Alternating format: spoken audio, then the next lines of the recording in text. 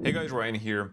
I'm going to share with you everything you need to know about this new super affordable CMF watch by Nothing. There's something unique about this watch that you can't necessarily find in other smartwatches, and that's actually the brand itself.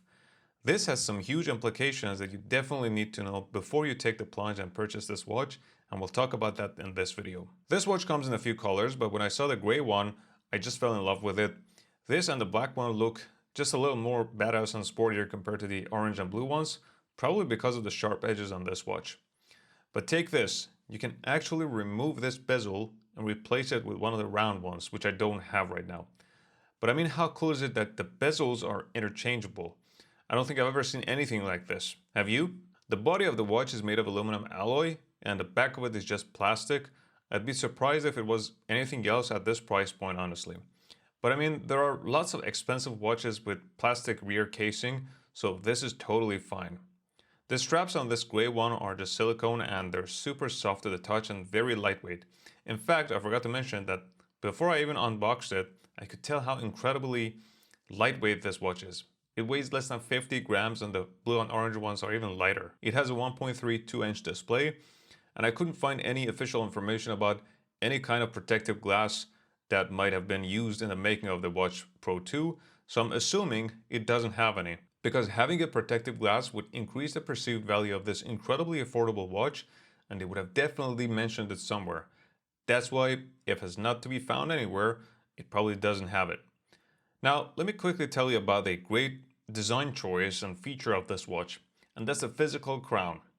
First of all, I'm glad it's a working crown and not a fake one like some other watches in the market. And secondly, I love it that the crown is up here instead of the middle of the watch. In my experience, it's easier to use it this way. But what's a little surprising is that you can't rotate the screen like Wear OS watches. In other words, you can't wear it like this. You might know that when I test a new smartwatch, one of the first things I do is I check the collection of watch faces.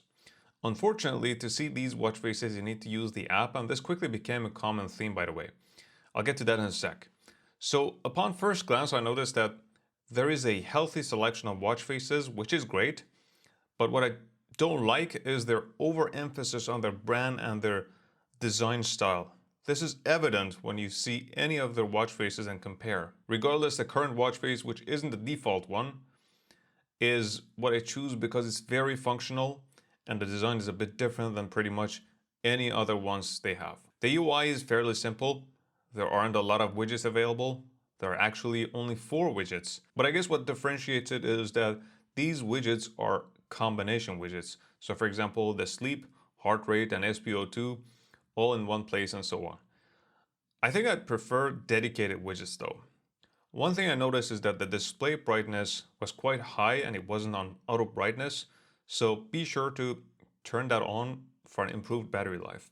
And speaking of battery life, this thing's battery just doesn't want to die. It's quite incredible. I've been wearing it for 10 days and it's still got juice in it.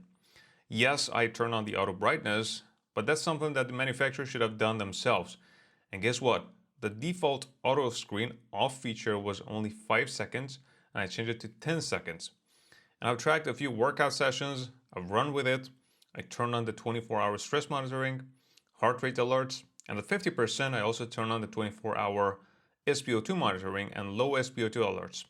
So I didn't give it a chance and it certainly surpassed my expectations. So if you want an entry-level smartwatch with a great battery life, this might be the right choice. And I just mentioned stress, HR, and SpO2 monitoring, right? So let's address them in more detail one by one. The stress management in today's smartwatches has become a must-have for me. The default stress monitoring is only on demand, but I recommend turning on the continuous monitoring instead, like I did, as the on-demand measurements are quite redundant anyways. It's the big picture that matters. So here are a couple problems. Firstly, there is no dedicated stress widget, so you'd have to open it from the app view. Secondly, even if you turn on the 24-hour stress monitoring, every time you open it, it first starts an on-demand measurement, meaning you'd have to wait for it to do a measurement before you can see your high, low, and average stress for the day. And this initial measurement takes some time, so that can quickly become very annoying. There should only be an option to do the manual measurement inside the stress app. And lastly, pretty much all the time, the stress levels seem too low for me. So inaccurate readings quickly became an issue for me. And that's really the most important thing for heart rate measurements. So I've worn this watch long enough to tell you a definitive answer as to whether the HR readings are accurate or not. When I first put on the watch, I was surprised to see how high my heart rate is at rest. As an example, there were many times that the real heart rate was in the 60s, while this watch showed me a heart rate of more than 100 BPM. In fact, one of the features of the Nothing Watch Pro 2 is that you can set up low on high heart rate alerts. And as you can imagine, I've been getting a ton of these high HR alerts. In fact, one time at night, I got an alert, or what I assumed would have been an alert, but I didn't even bother looking. Of course, there are times that the HR is close to the actual values, but as usual with my reviews, I still gave it the benefit of the doubt and tracked my heart rate during a few different exercising sessions. For example, in this lifting session, my actual max HR was 160 BPM, but this watch says 147 BPM. They should also add an average HR here to the stats. This doesn't exist right now. The calories are also off, meaning they're lower than what they should be. In the next strength training session, same thing happened again. The real max HR was 160 BPM, but this watch shows me 119 BPM. But this time the counted calories were only a little off. The next one is a treadmill session with a real max HR of 138 BPM. And according to this watch, my HR reached 158 BPM. And by the way, I use a chest strap connected to a reference watch to take these measurements. So as you can see, unfortunately, I'm going to have to rate its HR accuracy quite low. So if a spot-on accuracy of heart rate is a very important thing for you, you should look for alternatives. But if a ballpark is enough for you, at this price point, this is justifiable. On the plus side though, the Nothing Watch Pro 2 has a plethora of sports profiles, 120 to be exact. I can see there's even kite flying or darts and Tai Chi, which I don't remember if I've seen on any other smartwatches. This is really great. And they have an auto workout detection for walking, running, and cycling, which you can turn on in the workout detection menu. Now, what's coming next is the point when I realized that unfortunately, as much as I like the look of this watch, I'm not the right person to own this watch. So let's talk about sleep tracking. Let me tell you this first. As of now, not a single smartwatch in the market exists that can track sleep with 100% accuracy or even close to it. Especially tracking REM and deep sleep aren't that easy. And with that in mind, this watch fails at sleep tracking and I'd have to rate it a 1 or 2 out of 10 in that area.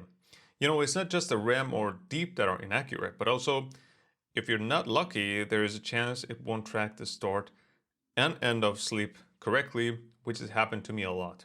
And listen, unlike other reviewers, I actually wear the watch long enough and I'm very careful about what I say. And in this case, I've been wearing it for 10-11 days. I have 2 more complaints about sleep tracking that are easily fixable with a patch update. The first one is that at night, the watch itself doesn't go to a sleep or do not disturb mode, and the screen might turn on and wake you up, which again has happened to me. The second thing is that even though there's an option for a do not disturb mode, which I did turn on last night before going to bed, if you get up in the middle of the night, like to go to the bathroom or something, again the screen turns on. I guess there's another thing they can definitely improve, and that's just the very unpolished and confusing presentation of the sleep data. I mean, for example, just take a look at this. Look how confusing it is. One more thing I wasn't very happy about was that the GPS could take forever to connect, especially in dense urban areas. But it's not all negative. Remember, we covered some really good features on this watch. A couple more good ones are the water and stand-up reminders that you can set up on the app, and you can give it a break period to not get annoying reminders all the time. But this is what's really annoying. Many of the features are only available on the app, not the watch itself. You know, the water and stand-up reminders, SpO2, auto stress management, etc. And as I said in the beginning, there's something unique about this watch, and that's the brand itself. Unlike many other ones in the market, the Nothing brand wants to compete with the likes of Samsung and Apple. Other unknown brands don't typically work on brand building, but instead they give their users a lot of features for a lower price so they can compete on the product level. So what I'm getting at is that the Nothing brand is slowly getting to a place that would be paying a premium for the brand as well.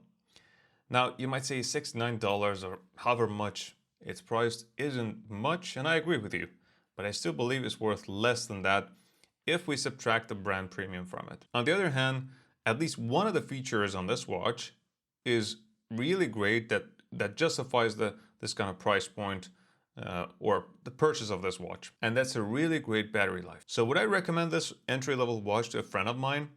I probably wouldn't, but if you had a really tight budget and he likes the look of the watch, I'd say go for it, but don't expect much from it and you're going to be fine.